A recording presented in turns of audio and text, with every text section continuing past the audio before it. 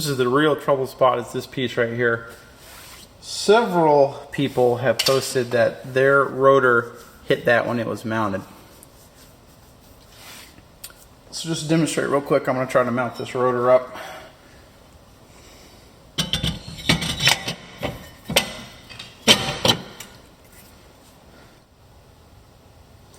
Alright, now you can see on here where the point is that interferes right in there. So there you go. You see that? That's the part that has contact, so we'll have to shave off a little bit of aluminum from like right there so that the inside of the disc ring doesn't hit that part. So when you do that, when you use the 60 grit sanding, you're going to want to use some of this stuff. So this is Pepe Lube. Basically it's like a little stuff that helps prevent the pad from getting clogged up with the aluminum. A note on working with aluminum, you're going to try to grind it as little as possible. Aluminum, especially if it gets kind of vaporized in the air, A, it's flammable in certain concentrations, and B, if you breathe it in, very, very bad for you. So I'll be wearing, in addition to my safety glasses, a respirator and some earmuffs. So again, if you can avoid doing aluminum, avoid it. Make sure you got the garage doors open and well ventilated, or you got a vacuum system or something when you're working on that.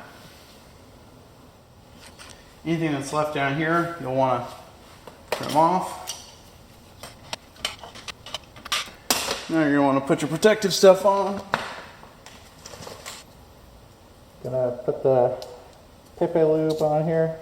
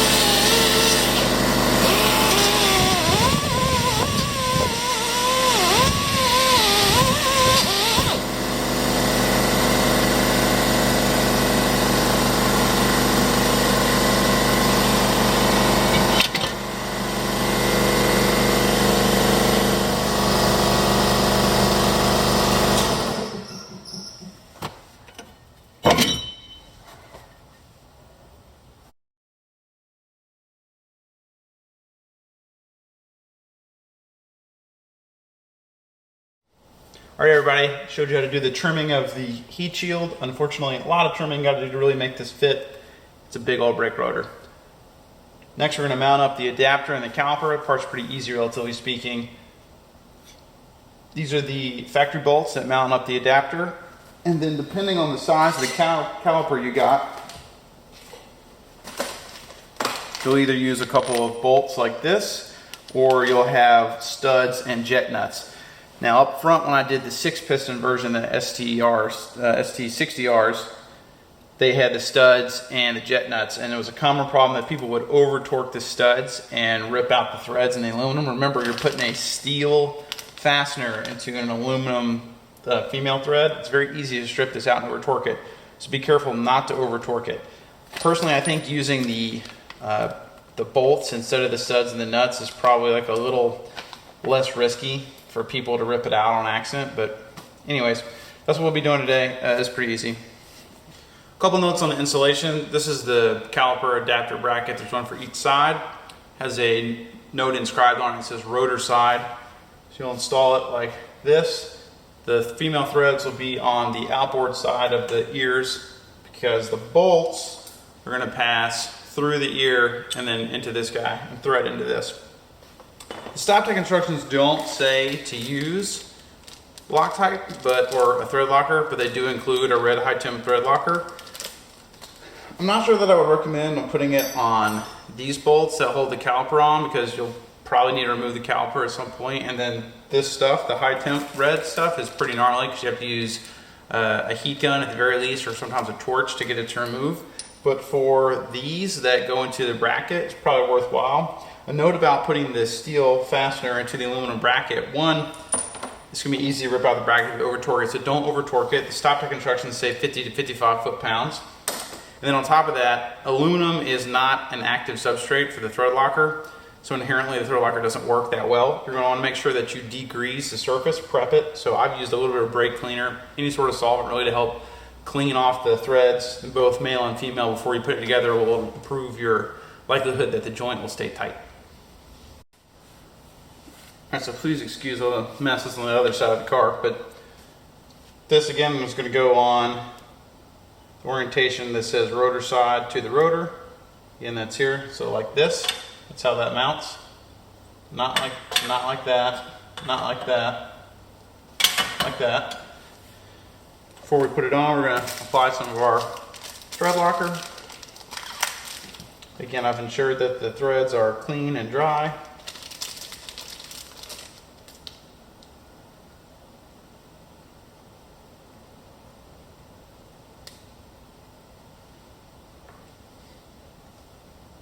It doesn't take a lot.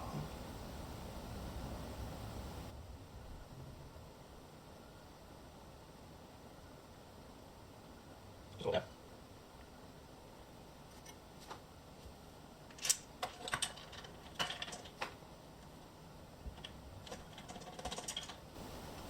Thread locker actually reduces the friction of the installation, which means that for any given torque you apply to the head of the bolt, you'll have more clamping force. This means that if you're going to use a thread locker, you got to be really careful not to over torque the installation, because then you'll strip the threads out, and that'll be a very bad day.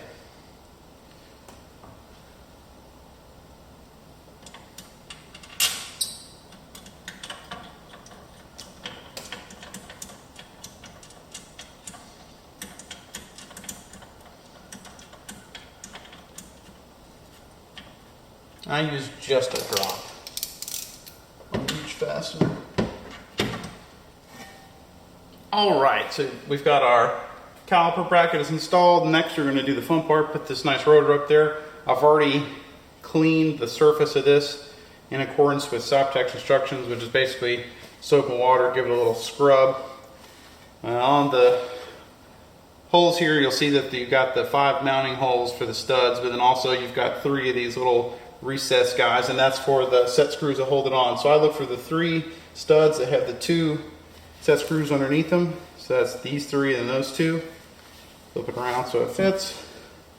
And slide it on there. And just go over your parking brake okay. And if you've trimmed your heat shield correctly, it'll slide right on there. Now I'm going to be a bad boy. I'm going to reuse these little set screws because I know I replaced them last time around, but should probably put fresh ones on.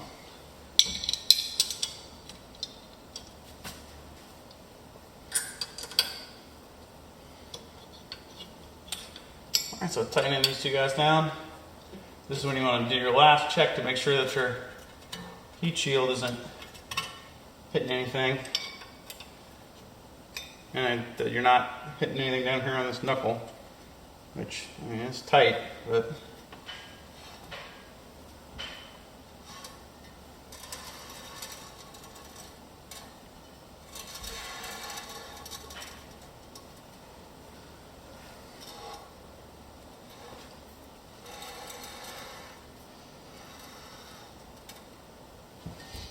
sounds like I might be hitting the heat shield.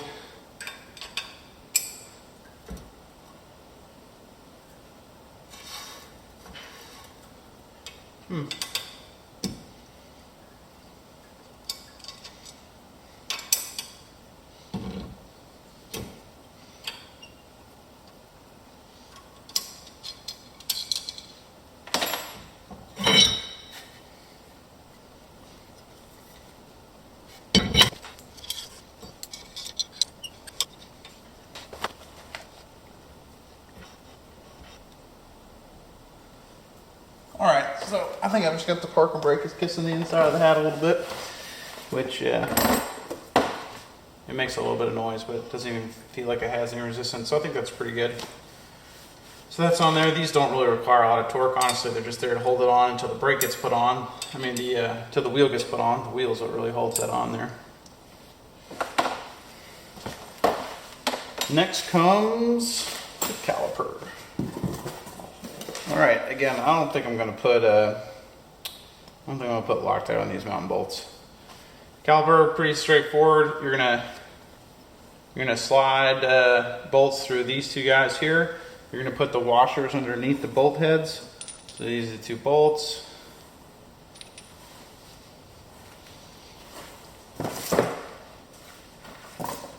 And these guys are the washers for it.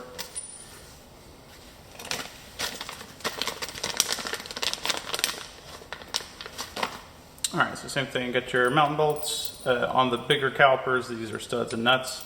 The bolts is a lot easier, I think. Alright, there's your little washer. Stop tech on the outside. Little grommet. That guy's where the hydraulic connection goes. I would save that to the end because one of the nice features about this kit is that they use banjo bolts on the lines. So that means that when you go to install the caliper, you don't have to rotate the whole line. You can just use the banjo bolt. So we'll mount this guy up first.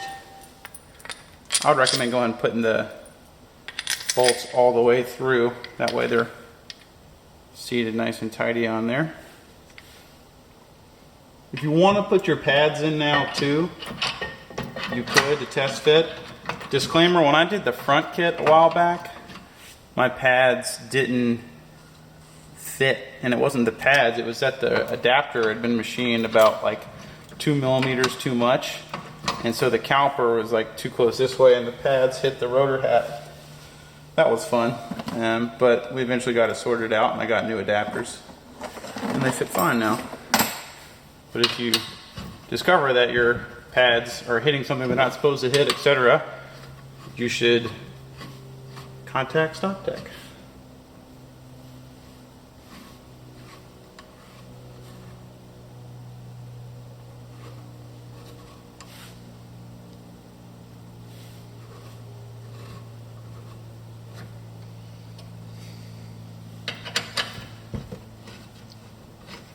These calipers I'm installing are the trophy versions, which have this kind of hard anodized finish instead of trying to do some sort of paint that's just going to get messed up on track anyways. And they also have slightly different boots on the calipers. You can actually opt for them with no boots if you're really going to be racing. Again, these I'm just going to get tight enough to kind of compress those washers a little bit. But don't go crazy and put 50 foot-pounds on these like I think the instructions might tell you to. Alright, so that's on, and there you go, it's mounted. Now the last thing to do is the hydraulic hookup. So that's taking the existing caliper off, and I'm actually going to leave the connection on the caliper.